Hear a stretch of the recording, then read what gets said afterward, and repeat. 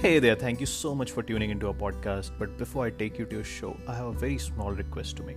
Do check out the other episodes that we have created so far. And as you know, we are available on all major music and podcast streaming apps across the world. So, whichever podcasting platform you're listening to, do hit the follow button and leave us a rating, as that will help us improve our content and reach a wider audience. And with that, welcome to the show. And we are on. So, people of the world, ladies and gentlemen, boys and girls, say that again, mate. Priya, say hello to everybody. Hello, namaste, sastriyakal. I'm sounding like वो KBC का starting. Hello, Adar Agamantranu. Then he goes. But today is a special episode, ladies and gentlemen, and Priya, because we got a lot of requests of bringing the great Bharat Bhai back, because our drug episode is now in top 3 most listened episodes. And it was so much fun. There was so much data and so much of everything. Like, I almost went to smoke once, but no, that's wrong. I didn't. So please, everybody, we have Bharat Bhai on Say That Mate once more. Hey And Priya, hey Gaurav. Hey, Hi, Thank you guys Bharat for bhai. having me here.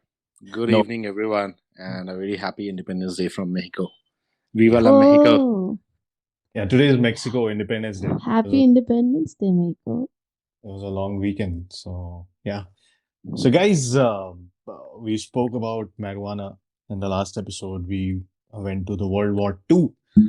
And you remember we were closing the episode with a couple of stories from the alien sightings and how it all eventually started after the World War II.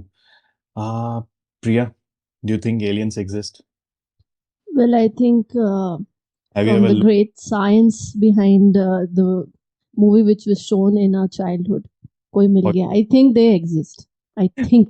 forget the science? Every time I look at your sister, I like, yes, they do this. They are right here, living between us. And yeah, the very famous Priya, very good to put that out.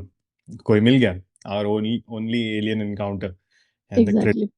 the credible source of whatever information that we have, that yeah, aliens do exist, and Also, they know Hindi as well. So, yeah, I do think they exist.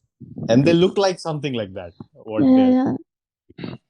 But let's not make a fool of ourselves and give the stage to the expert. Bharat Bhai, over to you. Do Guys- aliens exist? Guys, first of all, tell me, why do you bring all the controversial topics to me?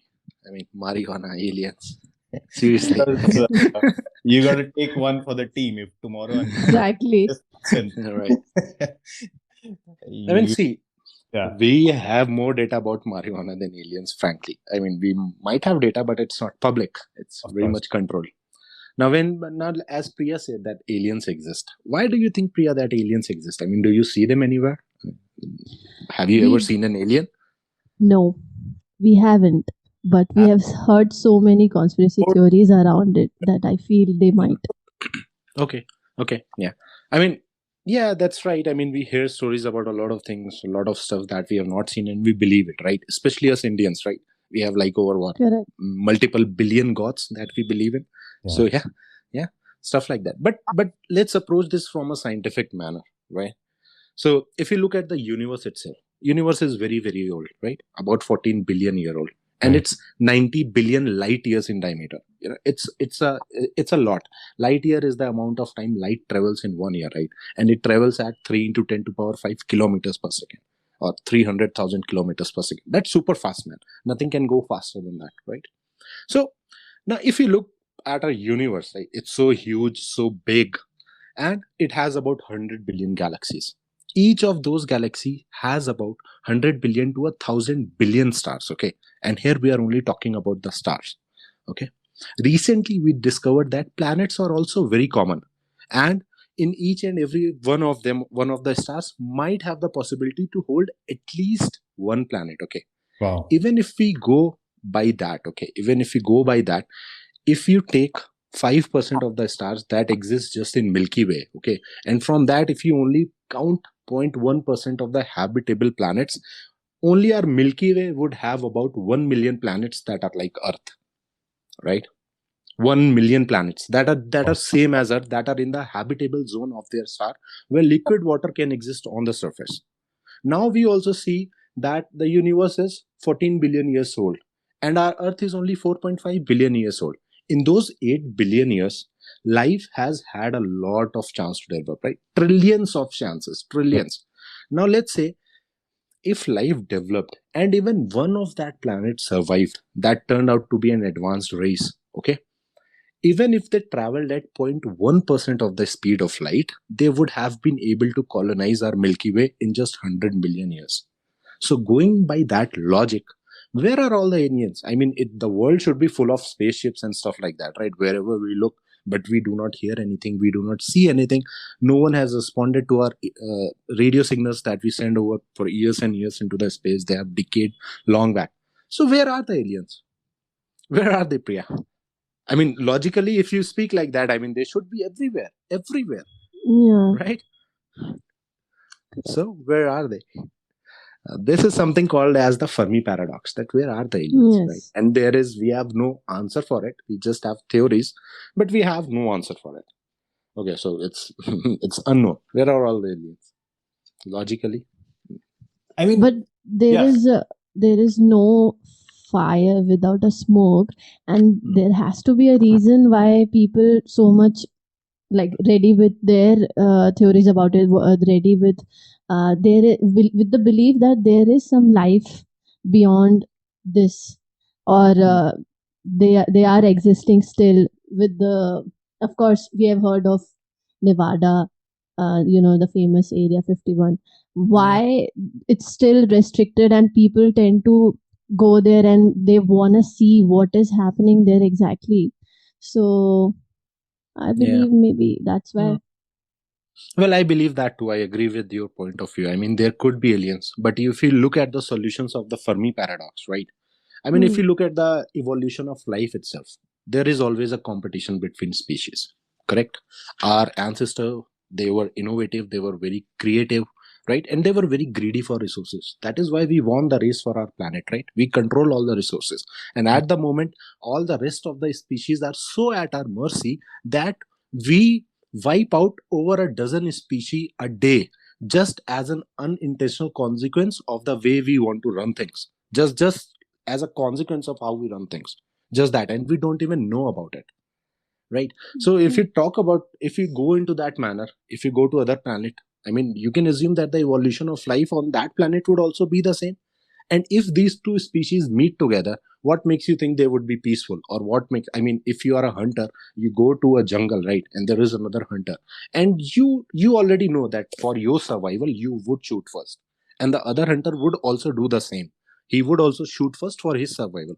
So maybe when the species they come together, they just destroy each other, and that has happened maybe in the past. That is why there are two kind of species left now: the quiet ones and the dead ones. That is one of the solutions of the Fermi paradox. Yeah, it's called the dark forest solution, right? That, yeah, you just live peacefully and quietly, or you'll be annihilated. wow. Yeah. Right? But yeah, but that is a very interesting and a very lengthy topic, maybe for some other time. Let's get back to our aliens, right? Uh-huh. So, I would like to, before you proceed, Bharat bhai, like Mhm. my take on the existence of aliens. See, this is like you said, this is such a huge universe, so many different galaxies, so many billions of stars and everything. It's Right. to believe that we are the only ones existing.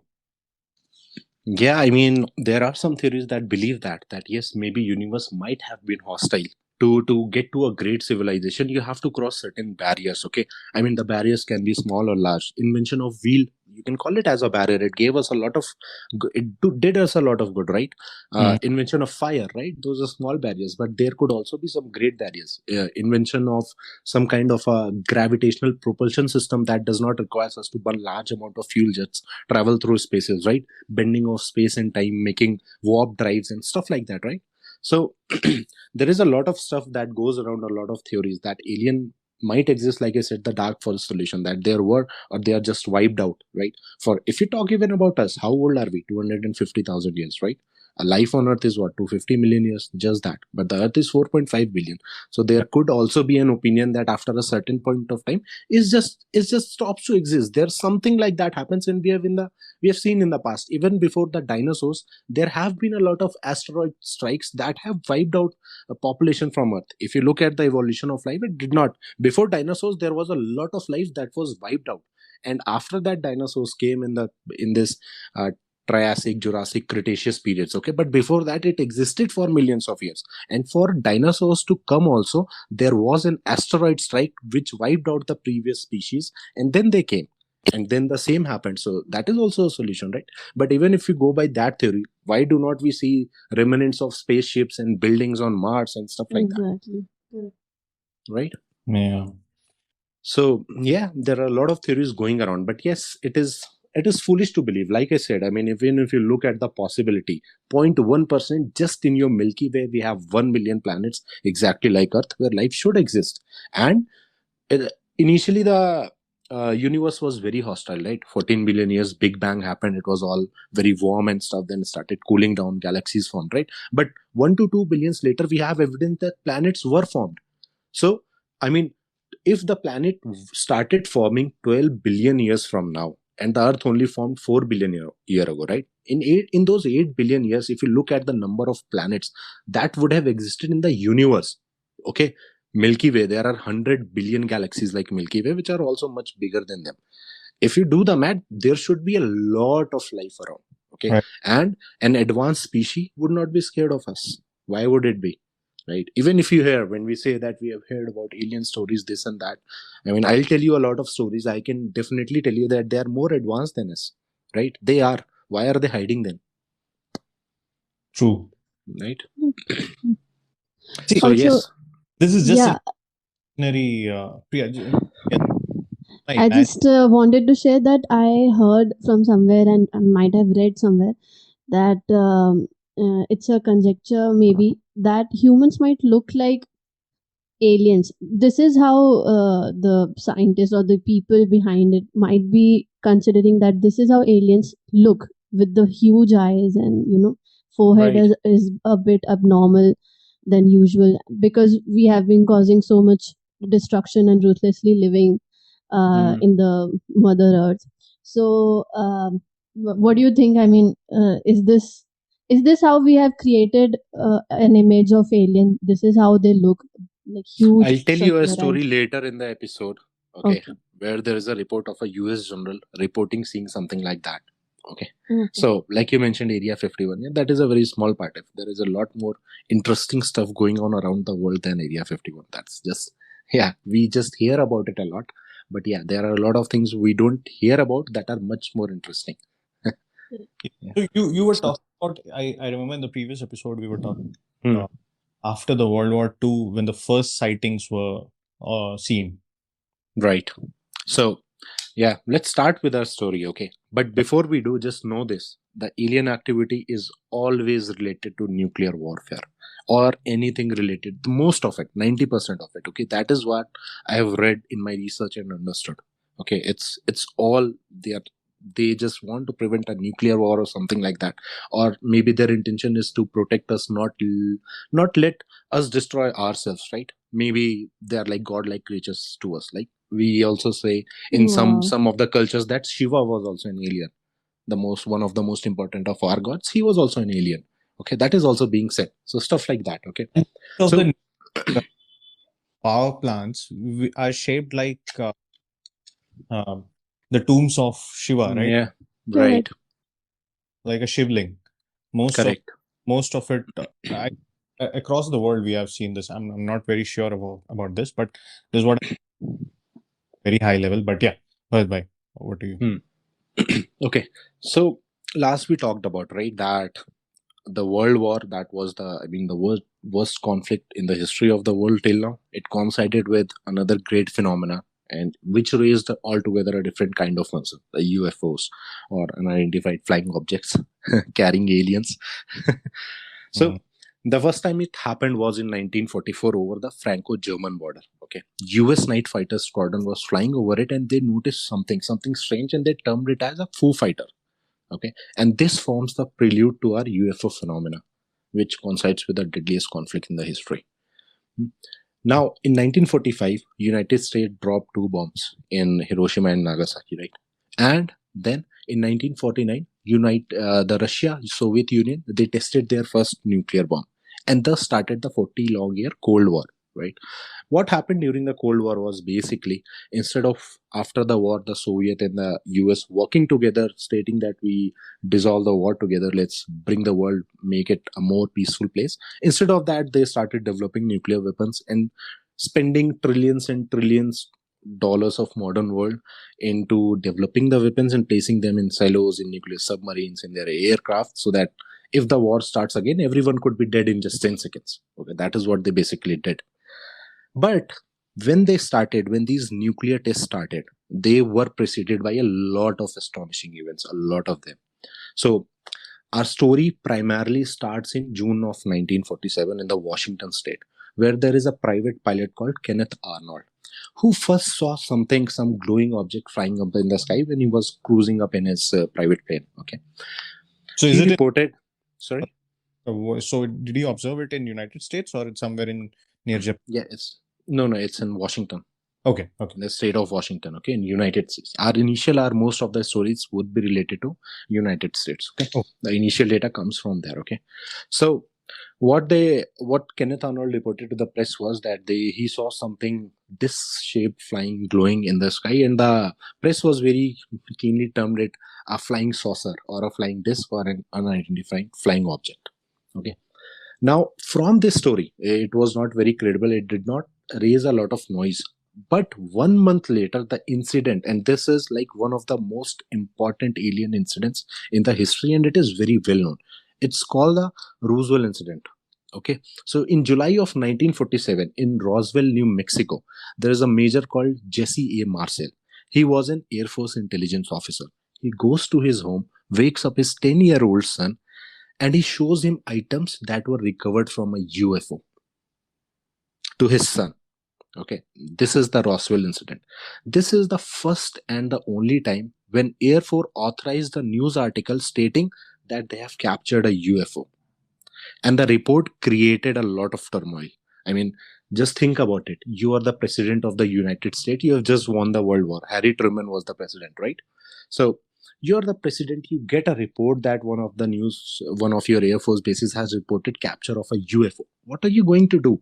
I mean, it shatters all your beliefs, right? Everything from Jesus, your religious beliefs to everything else. How do you tell people that they are hostile or they are not hostile? Or what are we going to do?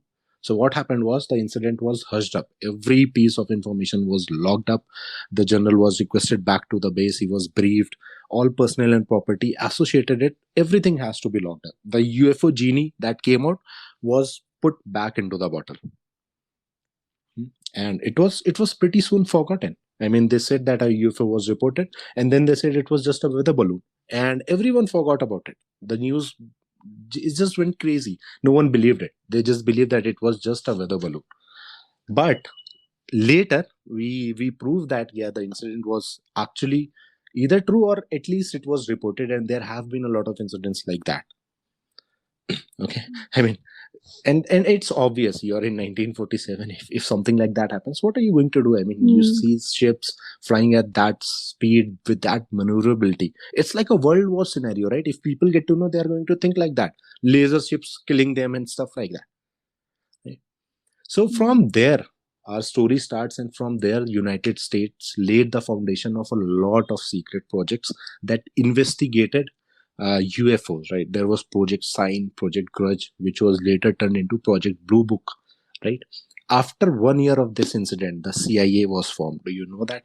And the CIA had a top secret 12-member agency within them called the Majestic or MJ-12. Their only work was to deal with UFO operations. So some people say that yes, all the CIA, the NSA, all these agencies were formed to just hush up the information, hush up these information. That is what the original. It was not just to gather intelligence about personnel and military, but also about UFOs, what other countries are doing, what are they investigating. Okay. Right. So, moving forward to our story, okay, after Blue Book was created, they investigated a lot of it, okay. And in one of the declassified files of Blue Book, there is a 1952 incident that is very, very famous. And it is the one that raised a lot of concerns. So, what the project reports is that in July of 1952, around near Washington, the air traffic control saw 7 objects, unidentified flying objects. They saw 7 of them being reported on the radar. Okay, this was reported back to the seniors, and they confirmed that multiple sightings on the radars by personnel, by military pilots, were seen near around Washington. Okay, and then what happened was 7 UFOs. They flew right over White House, right over the Capitol building, hovered there, and disappeared. Wow. Oh, Okay, okay. Again, now, and it did not end there. Now, 1 week later, the same thing happened again. Those 7 UFOs, they saw them again on the radar.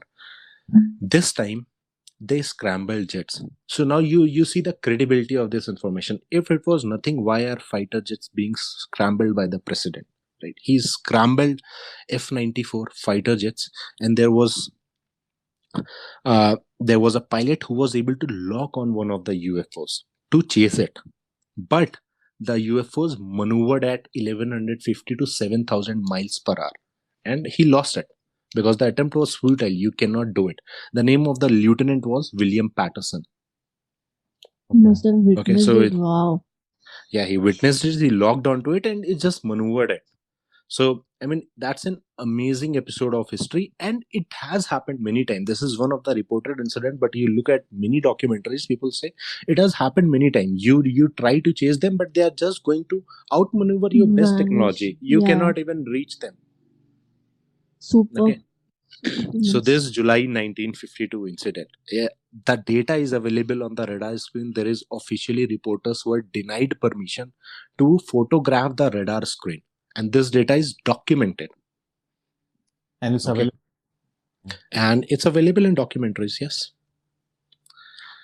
Now, to increase the credibility of the information, okay, and there is a recording of what I'm going to say. If you look at the documentaries, you'll see the recording of the general stating this from the Pentagon, saying this. So 29th of July 1952, there was a press conference held in Pentagon, and that was the biggest press conference after World War II. Okay. Major General John Alexander, he spoke to public and the military officers about these sightings that were confirmed over Washington in the Capitol building. And he stated that these sightings are seen from biblical times. It's not recent. These have been seen from biblical times, and there are credible people who are seeing incredible things. And you cannot explain it other than a phenomena. There is no explanation for it. And this is a press conference in Pentagon from Major General. Wow. Okay, this is the one and the only time in history when a commander of the world's superpower issued a public statement on UFOs and a loss to explain them what they are. There was a public statement issued. Wow. So Right. this was like very much into the press as well during that time, is what you're saying. Yes, it was. It was very much into the press. I was looking at this documentary a few days back, and there is a recording of from Pentagon from the general, and this is his line that it is seen from biblical time, and credible people have reported seeing incredible things that we are at a loss to explain, that we are not able to explain, and it is nothing new to this day. You will see that UFOs are everywhere near all the nuke arsenal bases. And there are 2 document cases where activation systems were tampered with. So maybe, like I said, maybe the aliens thinks that we are going to destroy themselves and they just want to protect them. They do not want to show them up, but they want to show the governments that we are here and we will not let a nuclear war happen, or something like that. I am not sure why, what relation is So, with them to nuclear, so you but were yeah. those side objects or whatever are who hover around the nuclear bases, they like played around with the activation thing? Yes. Now listen to the stories, okay? Just keep a keen eye for the activation stories. So there are two document cases, yes, in the US itself, two documented cases where the activation codes were tampered with in the nuclear bases, okay, which had nuclear arsenals. Okay. So, and in 2010, there is an UFO expert, Robert Hastings.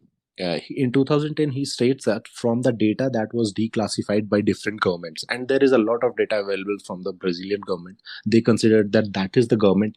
If any government declassifies, is the Brazil government who's gonna do it. Okay, but after the collapse of Soviet, we got a lot of data about aliens and all the activities that have happened. Okay, so from that material and by interviewing the former or retired military personnel, he confirms that beyond any doubt, there is an ongoing incursion to this day near nuclear facilities.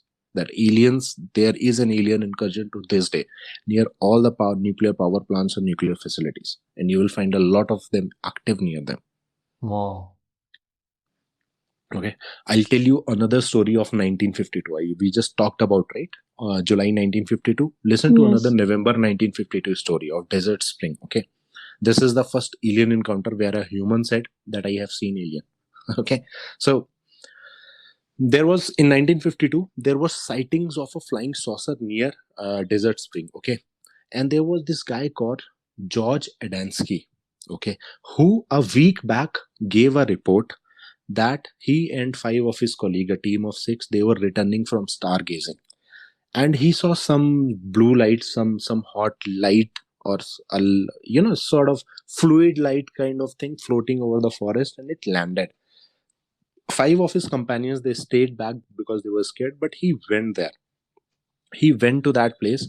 There was a spaceship who was sort of a lamp with lights at the bottom and with sort of a ping pong thing at the top, and he saw the door open, and and the report that he gave was that he was alerted by a being from Venus, and the name of the being was Arthon. And what he said that he communicated him without words, mentally, telepathically, or something, and that being Arthon from Venus told him that you should be beware of a nuclear war. And we are in 1952, so it's just the start of nuclear test and Cold War. Okay. And there were a lot of other independent sightings apart from that team of six. I mean, that guy had five eyewitnesses with him who saw that happen. Okay. And apart from those six people, there were a lot of other independent witnesses who said that they saw something land in the forest. Okay. And just a week after, there were sightings by hundreds of people near Desert Spring, where he reported that happened, that he met with a being Arthon from Venus. Wow. In Right? 1952, Yeah, that's 1952. technology that through telepathy or something, he just inputted a message in the person's head that beware of a nuclear. And most interesting part of all of it is they're always around the nuclear thing. Right. The Yes, they to keep in mind everything is around nuclear. Okay. And now I told you about the Roswell incident 1947, right? Where this guy Yes. showed him. Now, why is it important? Now starts the credibility of it, okay? Because 1 year later, CIA formed, Majestic 12 formed.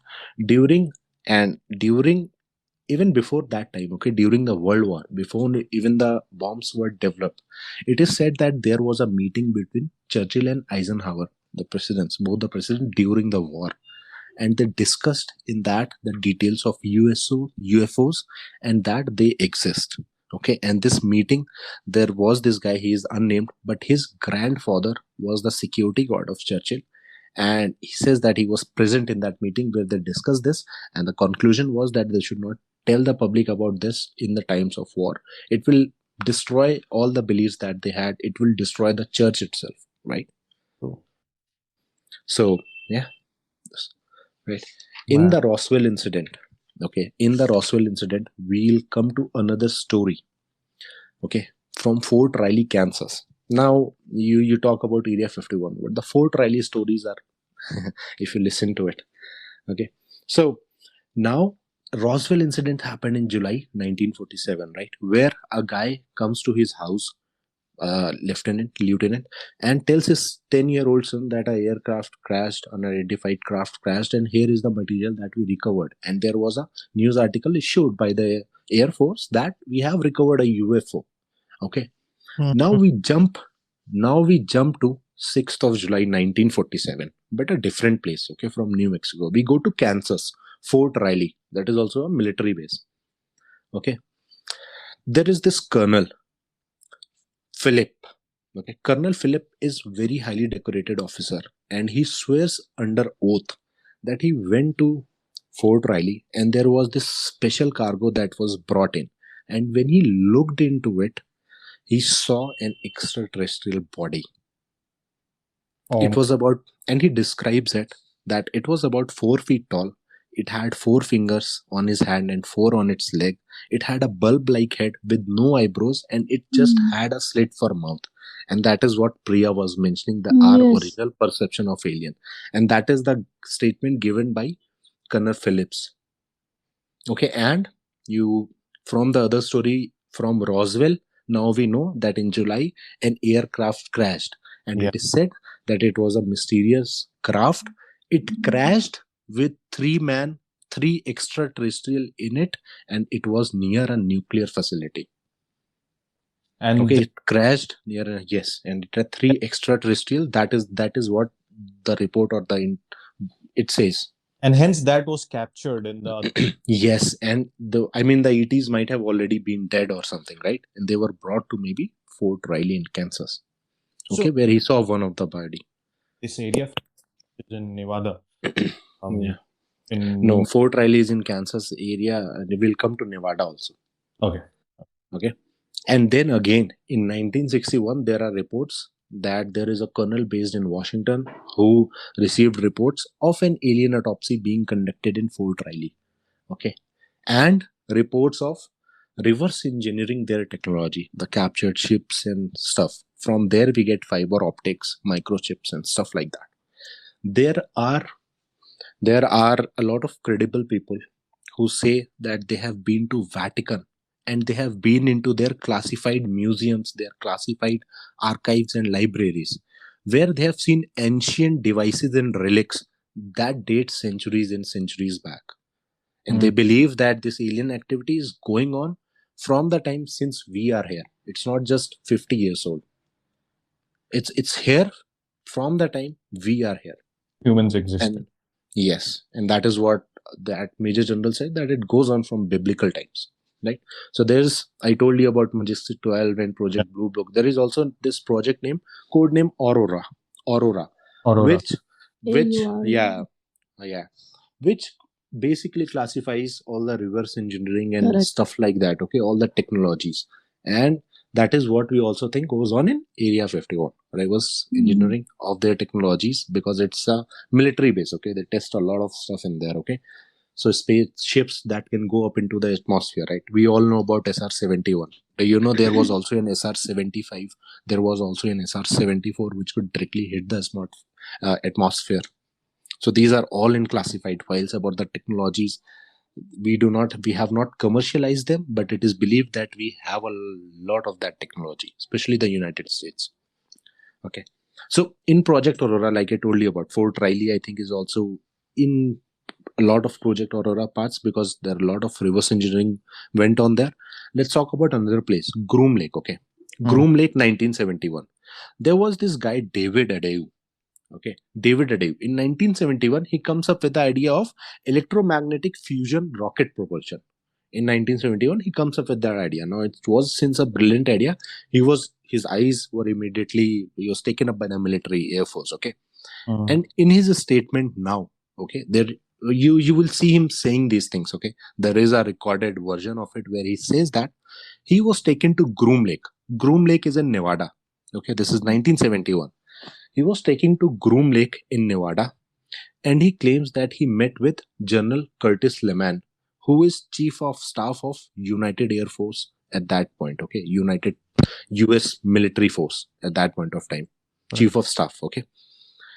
There in Groom Lake, they were taken to an underground security base where he was shown an engine that was the size of a school bus. Now the latest technology that he developed was like the electromagnet fusion rocket propulsion, that was like a meter. Okay, he was shown an engine of the size of a school bus that he has never seen in his life before. The engine did not had any bolts or machineries or any fixtures for that matter. Okay, and it just appeared like an eggplant or a frog's belly, right? Smooth. So when you touch it, it would feel a bit wet, but it was very smooth to touch, or Mm. something like that. And it responded to touch. It responded to your touch. And he immediately knew that it's alienware. I mean, humans are not capable. We cannot build anything like that. Okay. And from there also the concept comes that in the last 20 years, we have quadrupled the technology that we had than we have done in the last 5,000 years. How are we able to do that? How are we moving so ahead with the technology? In past 20 to 25 years, we have done that. Yeah, We haven't done that in last 5,000 years. that makes Right? Now, I'll tell you another story from Groom Lake itself. Okay, these two stories. First is the story from David Adu, who was yeah. shown an engineer. He was asked to reverse engineer it. We haven't been able to do that till now. Okay, another one is from Bob Lazar, and this Bob Lazar guy, a lot of people believe him in. People like George Knapp, who is a 30, who has been working on this story for 30 years and is still working. And there are a lot of other people who are working on Bob Lazar's story because it is the most credible one for reverse engineering alien tech that there is, because it not only comes out before everyone else's story, but because of the consistency and the verifiable details that have emerged over the years. Okay. Okay, So, Bharat, so this is all uh-huh. happening around that frog-like structure, right? So yes, one was that frog like structure. Okay, now this is another story. Okay, this one. Okay, from Bob Lazaria. Now this moves, let's say, move 10 years ahead. Okay, I'm telling you about Groom Lake only at the moment. Okay, Yeah. Move. so yeah, Groom Lake. Okay, so Nevada, Groom Lake is in Nevada. So this guy Bob Lazar, he shares details of his experience in sector S4 of this Groom Lake in Nevada. Okay, he was given a job of reverse engineering 9 UFOs. They had 9 UFOs captured, and he was given the job of reverse engineering them. That is sector 4. Okay, and the Bob said that while he observed, he identified that these ships, they were powered by an element called element 115. That is what it is known as, element 115. And he was very much ridiculed by the scientific community as that time, because no such element existed. No such element existed. In August 2013, European scientists, our collider, right, proved the existence of element 115. They proved the existence of it, Hmm. that he discovered in 1989. And he believed that it allowed the craft to move at very high speed, and it allowed it to fold space and time. You all know what that is, right? Warping space and time so we can travel, create wormholes. Yeah. And aliens had a supply of it. Now, if you look from that perspective, I mean, it could be true. We have 37 isotopes of gold, but there is only one isotope that we can actually fabricate, right? That we wear, the gold that we wear, right? But True. there are 37 isotopes. We can fabricate only one. Similarly, one day we will also find an isotope of element 115 that we can fabricate, but the existence of it is proven. And there are a lot of credible stories like this, where when you look at the documentaries about him, he will explain it to you in such a way that you cannot deny it on the things he work: reverse gravity propulsion systems, gravity manipulators, and stuff like that, that can alter gravity. Now, this is Groom Lake. Groom Lake is now known as Area 51. These both stories of reverse engineering are from Area 51. After Okay. 1972. Yeah. So Groom Lake, Okay. yeah, Groom Lake is now known as Area 51. Bharat bhai, sorry, I wanted to ask, what does reverse engineering meant when? It means that, for example, I give you some alien technology, or I give you a piece of code, right? You look at the code and you understand the working behind it, and then you create it from scratch yourself.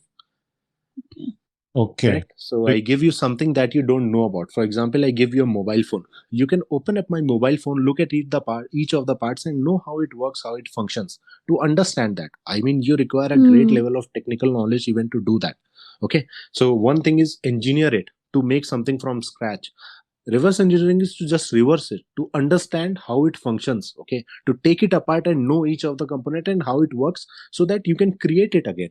Right. We Okay, cannot now create that a bus size element, engine. Yeah. yes, the Right. element was formed, so that's why it quoted reverse engineering to see where it came from and everything. Okay. Yeah, right. So yeah, I mean, for example, to give you a very in layman terms, you might have seen Transformers, the first part, right? Yes. Right. Uh, They go to this place, the Hoover Dam, and there is Megatron there, right? And they say that by studying him, we have developed these rockets and microchips and stuff like that, right? Optical fibers, lasers. By studying him, the technology that they had, we have reverse engineered it. We did not know how to make it ourselves, but by looking at him, because he is a higher form, we have tried to make him by studying him. That is what reverse engineering is. Okay, you okay. engineer something in reverse. Okay. Correct. So these are some of the important stories from the US part of it, right? And these are very credible stories. And most of these activities, they Yeah. happened around some nuclear power stations. And And you talk about UFOs. There is a thing also called USOs, unidentified submerged objects. so you're saying that Mm. submerged, they might be under the ocean? What are you saying? I mean, the theory says that it should ideally be USOs, and they are much older, and that is the reason that is the ideal place for them to hide. Right? We have a lot of stories about Mariana Trench and stuff like that. Right? Uh, And oceans are the perfect place. We can monitor skies. We have radars and stuff like that. Oceans are Correct. huge and deep. We haven't even discovered 10% of our oceans, but atmosphere we have. true. Yeah. So So I mean, it's ideal for them to hide somewhere there and come out when they feel like. before you go to USOs, I mean, just one quick question. Most of Mhm. the stories and most of the data that we come across are mostly coming from US. Like we say that, okay, in all the movies, the whatever aliens, Yes. UFOs are getting observed, it's mostly around the United States. But what do you think about the other places on this planet, like other countries, Correct. like Greenland, which is Hmm. really isolated? Correct. A large part of Antarctic Ocean is like totally, um, I mean, nobody has explored because life is not possible there. So, Exactly. yeah. Exactly. So the US data you heard, right? These are few of the credible, important stories that we have, especially the Roswell incident, right? That is very famous, right? Let's, but they do not give us a lot of data or a lot of information. Let's go to places where we have it. Let's go to Soviet Union. Okay, after the collapse of Soviet, okay, a lot of data was declassified. So let's start our story in Soviet. Let's start with we have spoken a lot till 1971. Till Area 51, 1971 we have covered. Let's jump to 1977 now. Soviet Union. There is a place in Soviet Union called Petrozavodsk. It is in Karelia, USSR. Okay. Priya, At repeat. 10, it's called Petrozavodsk. Petrozavodsk. Sorry, it's Russian. I'm not very adept to it. Okay, Yeah. Petrozavodsk, Karelia. Okay. So Yeah, go ahead. Go ahead. yeah. Sorry. So now 10:15 in the evening, there is guy who is living in his who is sitting in his living room. His name is Liv Niklovic. Okay. From his window, he's just watching TV or reading his newspaper or whatever, and from the window he caught a glimpse of three luminous objects just hovering about 1 kilometer above the city. Okay. And he calls his wife and they are watching these three objects. They are hovering over. They hovered over for a minute and they disappeared in an instant. And the glowing trail of light, it reached their windows. And when they inhaled it, they felt a burning sensation, and they immediately suffered some form of anemia. Mm. Sorry, amnesia. Yeah. Okay. So these two folks, they see that they inhale the glow that came out from it, the mist, and they get a form of amnesia. Now at dawn, this mysterious UFO returns. Okay, it appears again, and it there is a lot of description about it. The drawings that people have made in 1977 of this particular object, they called it the jellyfish UFO because it Mm. appeared like that. It was a very dark object, and it was surrounded by a semi-transparent ring, and there were large tentacles like that of a jellyfish reaching towards the ground that were pulsating with some sort of electromagnetic field. Okay, so now you look at the description that people have given it. It could be imaginable, a story or whatever, but yeah, hundreds of people witnessed this. And this UFO, it hovers around for a minute and then disappears with such a speed that people reported that their windows, the glass on their windows melted, and Wow. they showed photos of it. Because the heat. And yes, and hundreds of people. And from this story, in North Russia, people say that this is seen for centuries. This has been seen for centuries. So after this, the Russians are, I mean, the most secretive, you can say, right? Chinese and Russian. So the Russians denied that it was just a military experiment or it was just one of our satellites. It was a part of our space program. But people counter argue. There were two top secret projects created immediately after this incident for UFO research. Now, one is military, so obviously we won't know the name of it. The second one was academic, and it was called SETCA. Okay, it was joint military and academic. It was called SETCA. So they observed, and the Russians were getting panicky. Why? Because they were observing that someone, they did not know who it was, but they had the capability. They were tampering with their nuclear silos. They were noticing that someone was visiting their super secret nuclear submarine bases. They, on the Afghan border, they spotted a UFO. They sent 6 fighters to shoot it down. All were lost. 6 planes were lost. 12 pilots within them, they were also lost. The UFO shot them down. So this is all from a documentary from the first sighting in Russia. And in North Russia, in Siberia, people report that this goes as far back to the centuries. They have been seeing this like that. So Russia covered it up, but as soon as the Soviet collapse, a lot of reports came out that the same kind of things, and it's not just one particular kind of spacecraft, there are a lot of them, varies size, shape, a lot of them. So they reported that they have seen it in North Russia, in Finland, in Czechoslovakia. All the reports came out that UFO sightings have been everywhere, and especially making them panic more because they were the forces beyond their control. They were tampering with the massive nuclear power of Russia, and Russia was worried that this tampering would not enable them to, strike back to the US if there was a war. Wow. And it makes sense because between 1945 to the end of the 20th century, right, there were over 2000 nuclear tests.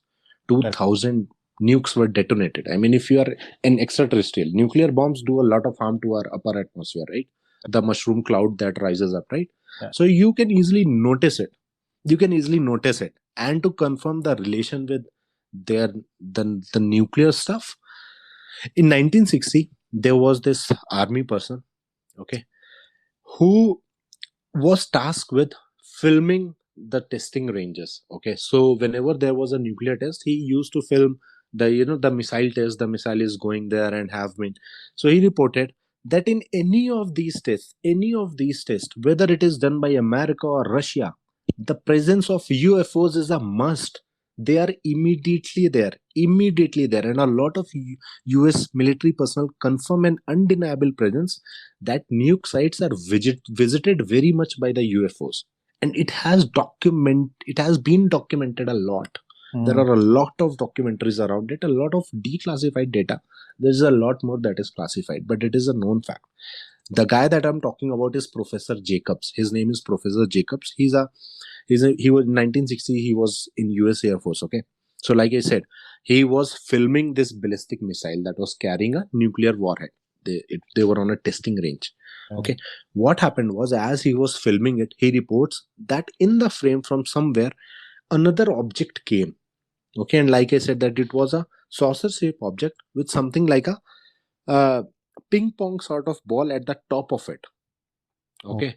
And they said that as they watched, the missile burned the first phase, second phase, third phase. As soon as it burned the third phase, this object comes in, okay, and a beam shoots, okay, from that object to the warhead. Okay, at the top of the missile, there is the nuclear warhead. It is carried at the top of it. Okay, so it shoots a beam at the top of it, then it goes to the side, shoots another beam, then other side. I mean, it just created sort of a perimeter or in a circumference.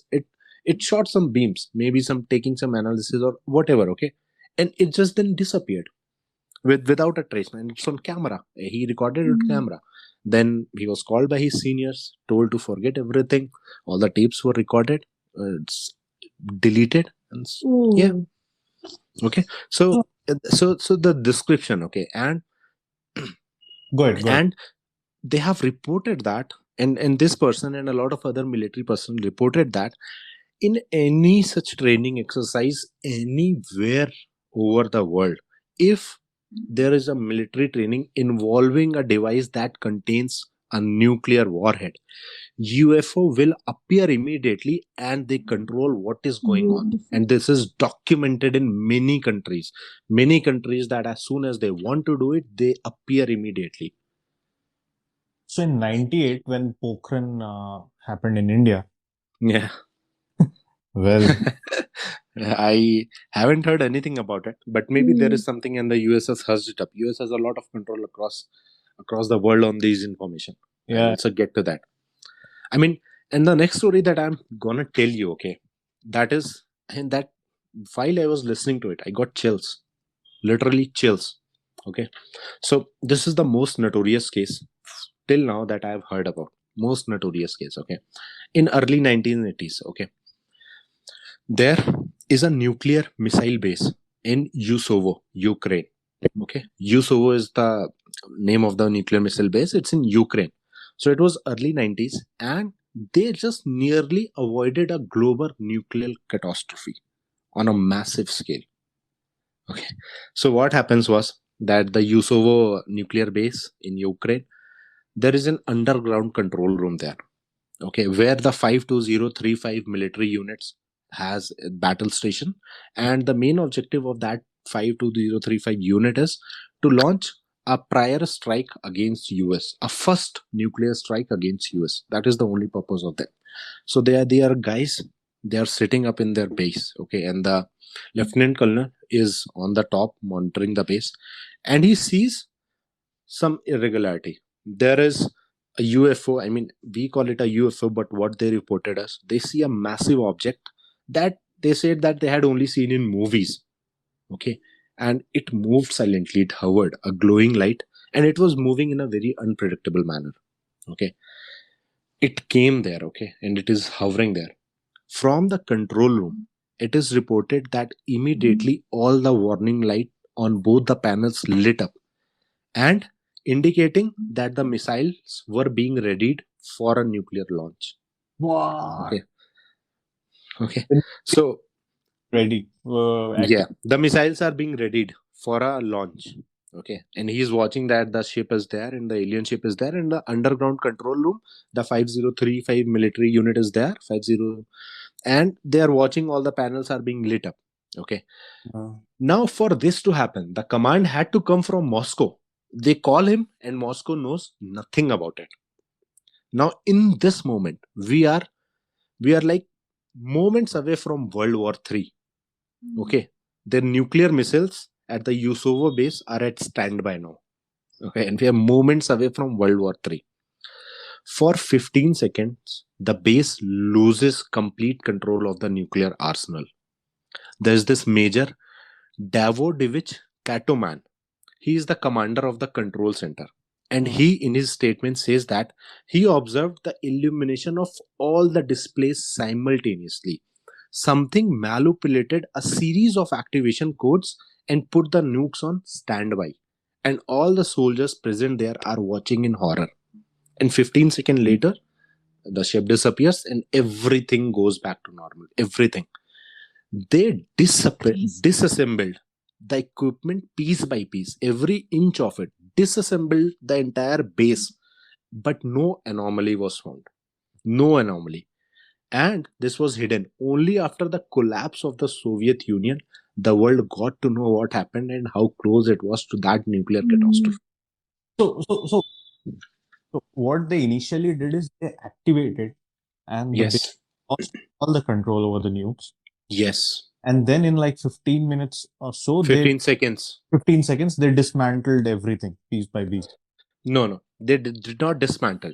The aliens stopped. I mean, they activated the nukes and then they stopped the nukes. Okay. They deactivated them and they left to identify if this was to just identify, because people did not believe it, right?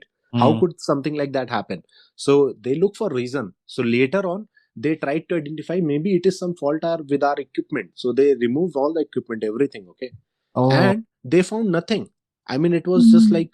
like the ship came, they did something, okay, and they activated all the nukes. So most of the eyewitnesses, what they say, it was a message that we have seen your most powerful weapons and we are not Just impressed by stop them. it. Mm. Yeah, we are not impressed by them. We can control them at any point of time.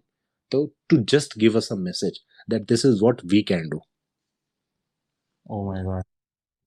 This just literally gave me chills because imagine what would be the scenario of the people sitting there and witnessing this, and they felt Let there is some energy And around them. what boggles my mind more is how many of such secrets are like uh, Mm. across the world. We hardly know anything. There's no a main, lot, a there's no lot. media that covers these things. I mean, No, of course, the governments would have so many of classified files and teams working on it even today as we speak. I mean, after these incidents, the SETCA, the UFO monitoring agency I told you about for Russia, right? The SETCA, they have forms that are available still now in pictures, okay, where every Soviet soldier had to report what they see in the sky when they see it. The phenomenon were so massive and so increasingly in number, okay, that they had to report where it came from, what size and shape. So if we go ahead and deny the existence of these phenomena, why do these forms from governments exist that are asking their soldiers to give the detailed description of what they saw, when it appeared, how it moved, how fast was it moving, stuff like that, right? And a lot of reports are there. Poland, Hungary, Czechoslovakia. I mean, I'll tell you an instance of Czechoslovakia, okay, after the collapse of the Soviet. Mm. So in Czechoslovakia, on the radar, once in 1987, it's 12th of July 1987, okay, on the Varnov Dam, they see that the airspace border has been breached over Austria. The Austria and Czechoslovakia airspace border were breached. They did not know what it was, so they scramble a helicopter with three pilots in it.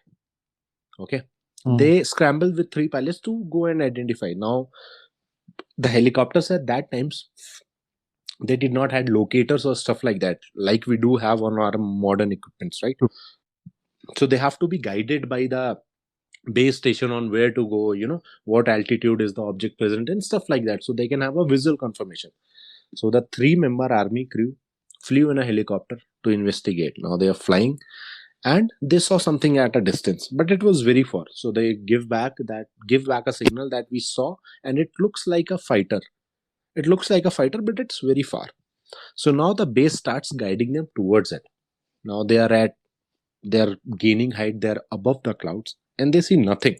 Okay, and it's nearby, they know that it's nearby, it's somewhere in the clouds, it's something, but they are not yet able to see it. And the airspace base station is guiding them, and they are super worried, they're dressing up in their parachutes and stuff.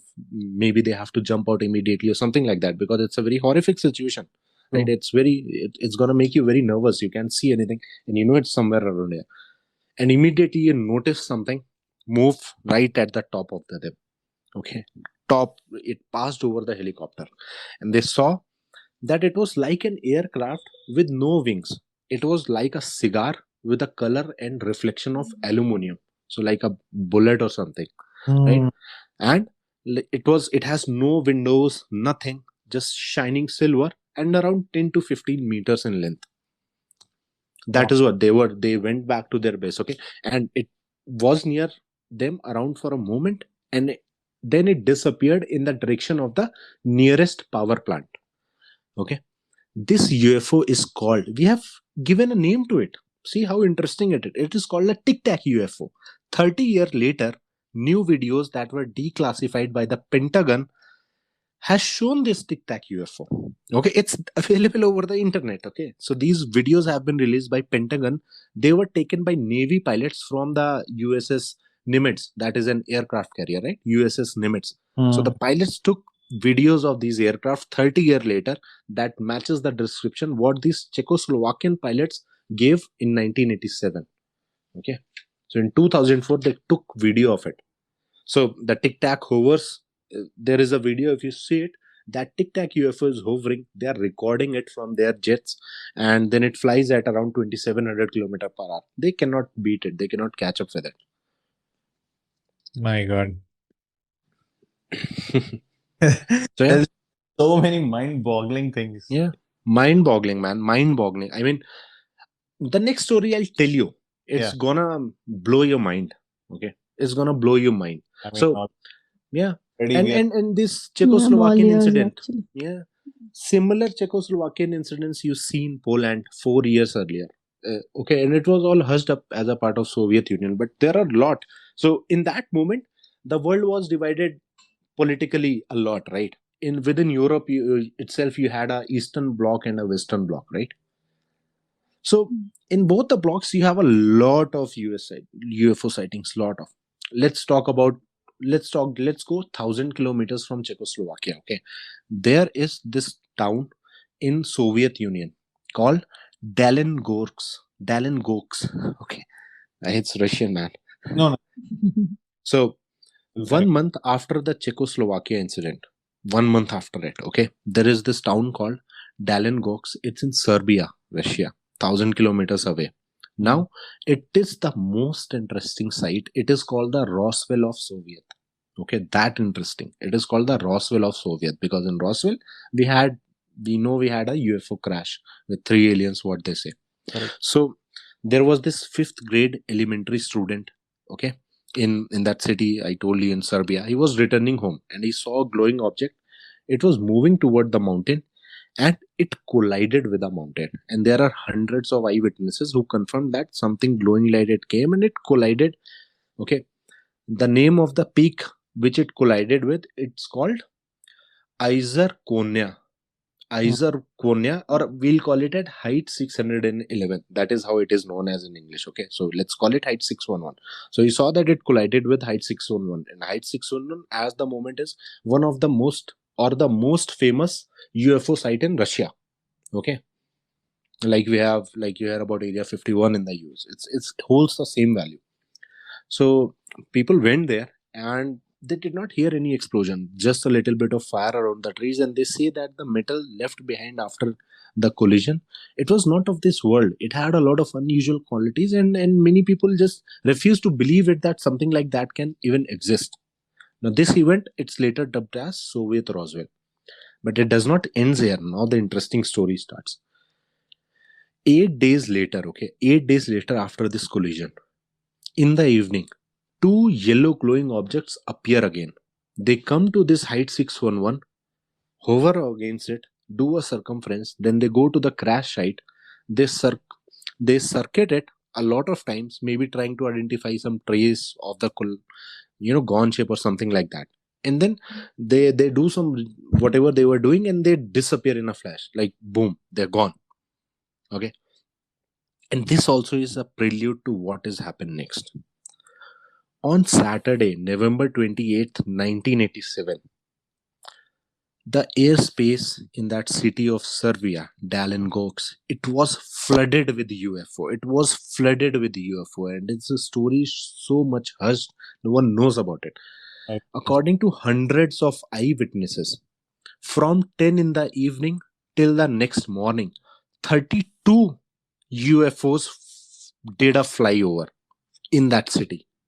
32. That their shape varied greatly. Some were 200 meter in length, some were small, and maybe they were searching for their lost object or something. Yeah, exactly.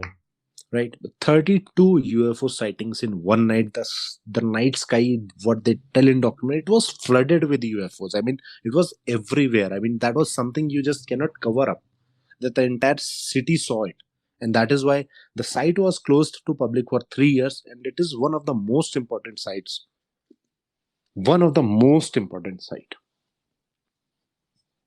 Dude. So imagine the accounts of what people have said, right? I mean, this makes sense because initially when the crash and a lot of other UFOs came, just maybe there would be an alien object which they were looking for. Yeah, Some creature who might have like been injured, them up, or something like could be. yeah. Could be, man. Could be. And I mean, we have a lot of stories about UFOs. We don't know that much about USOs, but people say that those are the main things. So unidentified submerged objects, right? They're in oceans, and you'll find a lot of them around nuclear submarines. Okay, if you hear the stories of military personnel, they'll say that when they are in nuclear submarines, they can on their sonar detect objects who are moving at hundreds of knots. I mean, nothing can move that fast on Earth. Nothing can. Okay, reports come from Soviet Union from a very long time of a 200-foot long unidentified submerged object USO, and it was like a bullet shaped object. It punched right next to their boomer class Trident submarine and went straight out of space. And there is a photo that this guy was holding showing it, that there was a submarine and there is this punching out of the ocean and it's just reaching out for the space. And it is one of the main reasons that the researcher believes that it is not the Air Force that drives the UFO research. It is the Navy. The UFO, all the UFO research is driven by the Navy, not by the Air Force. It's all Navy. Okay, so it could be that they hide in there or something like that. And the reports go long back for these USOs than it is for UFOs. USOs has been seen for a lot longer than the UFOs. And there But are there a might lot of not reports. be, Yeah. the comparatively reports from Air Force are more than the USOs. Do you? Yes, correct. Okay. Because we can see them easily, right, in the sky. Yes. In the oceans, I mean, yeah, in the oceans, it's just we can see with our own naked eyes in the sky at least, right? We have more, we have a lot more control in our atmosphere than we have within the planet itself. So, and there are hundreds of cases like these for USOs where, like you mentioned, Gaurav, Greenland, right? There was this Navy officer, okay, from Russia, and he was a very decorated officer, such a decorated officer that he used to move his submarines from continent to continents between beneath the ice to be not detected. He was so famous. Okay, he reports a lot of seeing these objects in Baltic and the Black Seas, in ice beneath Greenland. Okay, and one of the official Russian spokesmen said that we cannot give you any information about the USOs or where they are sighted, because then you will get to know where the nuclear submarines operate. So if we give you that where we see these objects, you will also know the logistics of The Russian location. nuclear submarines, because that is where these objects are found. Okay, and USO cases, now the most mind-blowing story. Okay, that is hard to believe, but it is there in documentaries. People know about it, people say about it, people believe in it. Okay, now I mentioned that Brazil is the only country who has been a lot transparent related to this alien activity and stuff. Okay, I'll tell you about the most famous Brazil case, 1977 August. Okay, there is an island in Brazil called the Calares. It is in Amazon Delta. A group of fishermen, they are ready to head out the sea for fishing, but they spot something extraordinary in the water. A kind of light they saw that is coming from the bottom of the ocean, and it is communicating with a umbrella like spaceship or a structure that is floating up at it. Light is directly pulsating, light is going, and it's some form of communication happening between bottom of the ocean and that umbrella like object.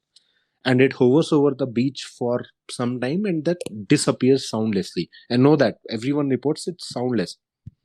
But this is one basic. Now the sightings start, and the subsequent sightings are very chilling. From this incident till several months, local people report daily UFO sightings, and they say that these UFOs, they seek locals for research. Most of them, they appear on the north side of the island, Calares, okay? And they say that they shoot out a beam on the locals, they cause them stinging injuries, and when these injuries were diagnosed, they were also found to be a special form of amnesia, like we saw in Mm. that Soviet Union, those two husband and wife, right? So when they were diagnosed, 35 people, injured people, they all the same, okay? They said that beam was fired, and they were found with some sort of special amnesia, their memory and stuff. The attacks, they are called chupa chupa or sak sak. The local people have even named the attacks, and it's in newspapers. They have newspaper articles about these attacks, the alien attacks. They are shooting beam, they are capturing people, they are observing them, they are sort of trying to know more about us in a manner. Okay, so the Brazilian military was involved. Okay, and they shot out 4 films and hundreds of photos, and the operation was named Operation Plate. This was initially hidden from the world, that but it later came to know that the Brazilian military was actually able to make contact with the alien. Okay, so there was this Captain Urange Hollanda. He was the commander of that operation that was going on in Brazil, right? Because the aliens was hurting the people.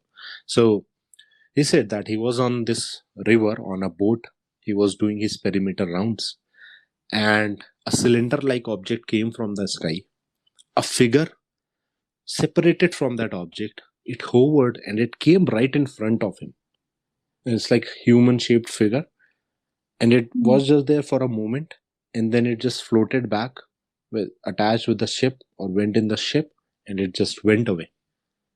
Just went away. And I mean, stories like this. There is another incident of 1996 that is called the Varginha UFO incident. Varginha, and this is one of the most critical Brazilian incident that happened.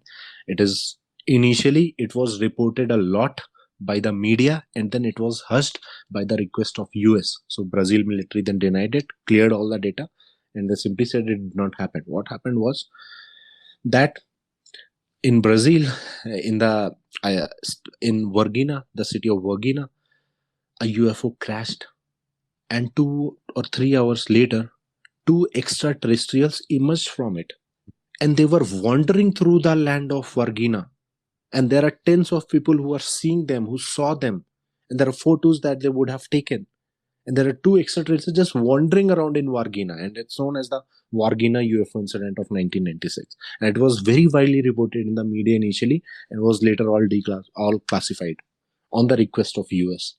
That is what the documentary says. So I mean, literally, if you look at these incidents, I mean, if there are actually people who have seen these aliens, and a lot of these people, researchers, they do believe that we have the technology, that the governments monitor these a lot.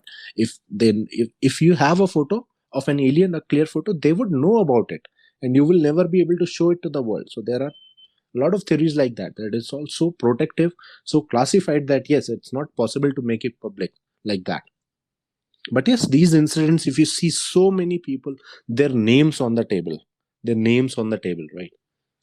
People have even named Sak Sak incident, Chupa Chupa, the attacks by aliens, where people are being captured for research. Did they cause any harm to the people who spotted I mean, them they at that got time? some sort of amnesia or something, lost their memory. But So I do every not. time, I was just saying, every time this spotting happened, there was a case of amnesia. But how did people believed? How did scientists believe that yes, this might No, be a possible case? every time there was a sighting, it was not like that. In a few cases that we say, Hmm. like in Brazil, this case, right? In Yeah. Brazil. So, and the thing noted, we are not talking about UFOs. It's like USOs. They are coming out of the water from the Amazon Delta, Hmm. right? They're coming there. So this is one incident in this island where I talked about. the one incident in Russia, but there might be other cases we do not know about. But it's not like in every case they are interacting with their humans. These few cases we know from Brazil where we actually see where they actually reported some interaction. In other Mm. cases we do not see any interaction. It's just that we know that they are tampering with their nuclear stuff, okay? And it is very widely documented all over the world. I mean, any military base, they say that there is activity, there is alien activity at all the nuclear bases in the world. There is not even a single base where it isn't. Are there any instances from India now that we have nuclear power stations? I don't think so. I don't know. I haven't heard any stories about India, honestly. Hmm. So there But is yeah, a reason why US and Russia have so yeah, many reports. yeah. I mean, yes, initially because they started it, and Hmm. recently maybe the activity has decreased because we have moved to a more stable position, right? We are not in that situation of war now, and in that point, the world was very tense, correct? Correct. So yeah, so maybe that's why they interfered a lot then, and they don't do that now. Maybe there are some like we were talking about the evolution of species, right? There could be three type. If you talk about the evolution, you can have three types, okay? The first type would be which can harness the entire energy of the planet, right? Type 1 species. The second one could be which can harness the energy of its star, like when we start doing that with our sun. So I mean that is very difficult. There are concepts like Dyson sphere, that is like building a glass structure around the sun, and very lengthy topic. And the third type would be who can control entire galaxies. They have that much amount of power. They would be kind of like gods to us. Currently we are at point 0.7. We do not harness the entire energy of the planet, right? We haven't reached volcanoes and our core and stuff like that, correct? So we are at point 0.7 and it will take us a couple hundred years to become one. Okay, so it could be that we are dealing with a type 3 civilization who are like gods to Hmm. us, and it could be that we are so puny, like if you take an example of a squirrel, right, for Hmm. us what does it matter? It has no brain. For it, if you try to explain physics to a squirrel, would it understand? No. It is happy in a tree, right? That Hmm. tree is everything to squirrel. So maybe we are like that to them, just they try to guide us something. Yeah, if you talk about that, there are a lot of theories and thought processes that you can apply. But could be if they are aliens, they are not coming to us, we know that they are super powerful, they can control our weapons, they can do anything they want. And even if they want to hide, maybe that is the reason, right? That they're not actually malicious or malevolent. They Correct. don't want to interfere with us. It's just that, yeah, they want to keep the world a better place, maybe, right? Or they have gone through the same destruction in their lifetimes. Maybe they have been, like we talked about, right? Dead Hmm. species or quiet species. So there also could be that there are a variety of type of alien, and the one that we have are quiet ones who do not want us to, to become so visible with our weapons and our power that other species might take note of that, or they Hmm. just form a protective cover around us, protect us from ourselves. Yeah. So a lot of thought processes. Such a beautiful statement. Protect us from our brains and like destructive Yeah. theories. Yeah, correct. I mean, that is That what, is when we true. talk about the great barriers and stuff like that, right? We were talking about it. So, a great barrier could be a technology, right? I mean, we might have already crossed it. Maybe it could be nuclear, or it could be a technology where we are like, okay, now this button is going to take us to space, and we press it, and boom, everything over. And Hmm. that what happens to every civilization. They reach a particular point, Hmm. and And from then there they it's just gone. cannot make the jump. Yeah, they develop something. Maybe it's artificial intelligence. Lot of theories then. You can talk entire night about it. Yeah. I feel there is an ocean of knowledge, and I Yeah. feel very tiny in front of it. So there are some movies present, and of course, books which you mentioned. So, if you could recommend us uh, about such instances where, I mean, yeah.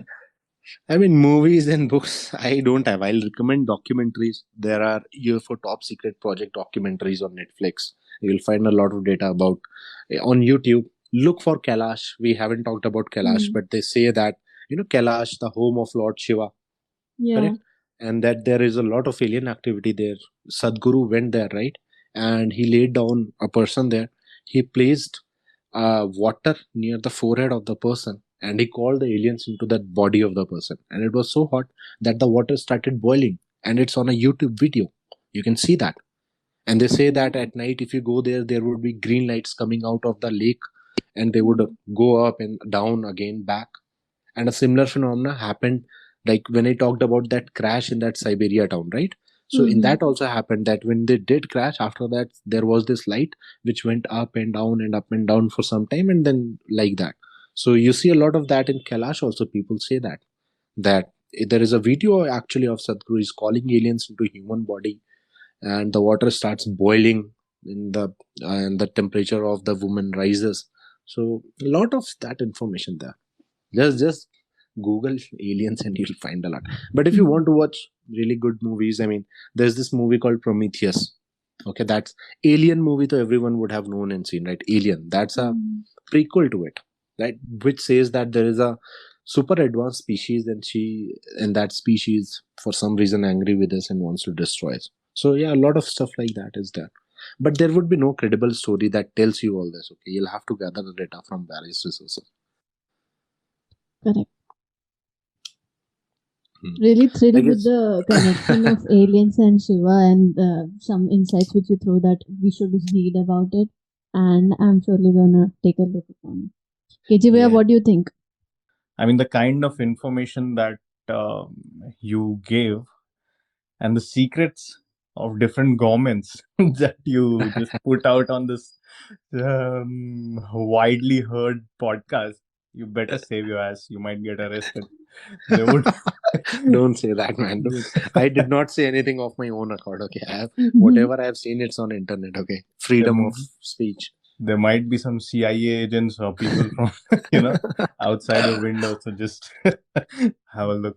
But I think this was like such an informative episode. We recorded for 1.5 hours and we didn't even realize. So I'm sorry about my connection in in the middle, but I think this is totally something which I think a lot of our listeners won't be knowing, and because these things are not out there in the mainstream, right, Priya? We hardly get to come across these topics in our regular days. So, and for that reason, you should hear to listen to our podcast because we come up with so many of amazing topics, and we have Bharat Bhai with us all the time.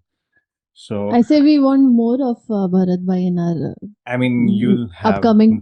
Yeah. we'll obviously have more of him. And like during the like your closing statements, Bharat Bhai, you mentioned about the Kailash, right, and the Right, Sadhguru experiment that he did. There's right. so many things that are spoken about the Kailash because Hmm. during the start of the episode itself, we mentioned that Shiva was earlier considered to be, or maybe considered to be an alien, Right. right? And so there are obviously so many things around Kailash that is there. So I think we should dedicate one episode entirely to Kailash Parvat Correct. Yeah. and the Or things maybe the around it, Himalayas, man. Himalayas. and the Himalayas or the Everest.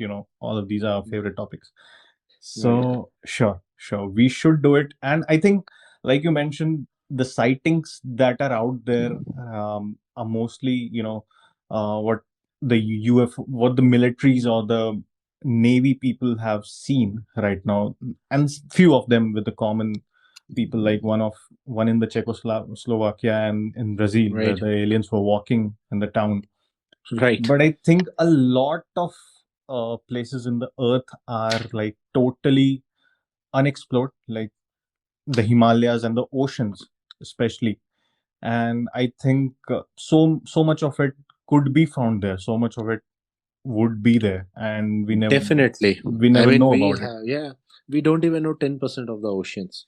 So, yes, it is very, very easy. If aliens are there, it is the best place for them to hide, I guess. In the atmosphere, we Yeah, can radar them. So, yes. And definitely, I mean, Kailash, there are a lot of mysterious stories about it. We have seen, we already see it. If you go there, you feel it. It's sure. not just Yeah, a story. You feel it. yeah. Everyone who goes there, you speak to them, they will have some kind of experience. They get connected to spirituality. It happens. It's there. It's there. Your body starts aging faster. Your hair grows faster. Your nails grow faster. So people say that when you're there, you are more closer to moksha and you are moving toward it faster than, yeah, you should. So yes, there are a lot of stories like that. Lot of, and the stories that we have, man, this is all the research Mm, that just I did. And it's just the research that I did for a few hours. I mean, I'm sure if I sit for one more week, I would have 10 times more stories like this. of course. So yes, there is a lot of data. If you look around, go deep enough, you'll find a lot of data. And you'll and these are stories, I mean, when you read it, when you see it, when you see people speaking about it that passionately, it makes you believe that yes, there could be. Why couldn't be there? There could be. And we also looked at the data about the history of our universe. It was very precise, but still. So yeah, there is a lot of possibility for life to exist everywhere. And it has existed. We have seen that. Yeah. So why Yeah. not? I mean, sure. But yeah, thank you so much for this episode and the information that you gave us in this, and all our listeners who are joined with us for this episode. I'm sure there would 90% of the stuff that you heard would be the first time that you're coming across such information. And I'm like, I can write it on a bond paper. Like, this is so much credible, and the information that Bharat Bhai gave is like just so much to absorb at this point. And I hope everybody had a great time. And Priya, I hope you got to know a lot of new things, because I spend a lot of time with Bharat Bhai, so he already keeps talking about these things. I'm just And grateful that you introduced him to our life. yeah, and he's gonna be around in Say That Again, Mate, a lot more times. Definitely. Yeah, thank you so much, Bharat Bhai, and Thank you. thank you everybody Thank you. who's listening, and we'll see you again next week. And I hope you get this episode and share this episode with everybody who's interested in space, aliens, because this is of course one of the most intriguing topics that ever comes across. So with that, it's time to say bye until next time, and we'll see you around, and Bye, we'll guys. Bye, come around with guys. more better Buenas topics. noches. Buenas noches and happy Independence Day in Mexico. And yeah, thank you everyone. Thanks, guys. Thanks for having me. See you Bye. then. Thanks. Bye Bye bye. bye. Hey there, thanks for listening to the podcast. Just in case you liked the episode, do leave us a rating and follow us on whatever podcasting platform you're listening to. It will be of great help if you share the podcast with your friends and tell them what podcast you're consuming. And you can also send us your questions, suggestions, feedbacks, and AMAs at pleasesaythatagainmate@gmail.com, or you can DM us on our Instagram. Our handles are there in the description of the show. And with that, I'll take your leave and see you again next week.